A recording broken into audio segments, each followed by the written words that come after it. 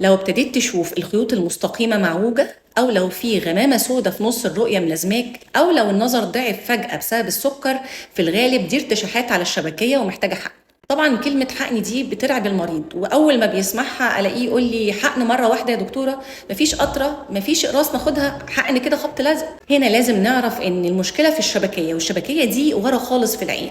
وعلشان نبسط المعلومة، هنشبه مثلا الشبكية بالأوعية الدموية بتاعتها بحيطة جواها مواسير مية، ولما يحصل مشكلة زي السكر أو التقدم في العمر، ممكن المواسير اللي جوه الحيطة دي تسرب مية، فتبتدي الحيطة تبوش وتتنفخ، وده اللي احنا بنسميه الارتشاح. طبعا لما نحط قطرة من بره، ده كأننا بندهن الحيطة من بره وسايبين الدنيا جوه بايظة، الماسورة بتسرب، فلازم ندخل بحقنة في مكان التسريب دوت علشان نوقف الترشحات اللي بتطلع ديت، علشان الحيطة ما تتهدش، علشان نحافظ على النظر. يعني الحقن هنا مش تعذيب، دي أسرع وسيلة علشان العلاج يروح المكان الصح ويجيب نتيجة كويسة قبل فوات الأوان.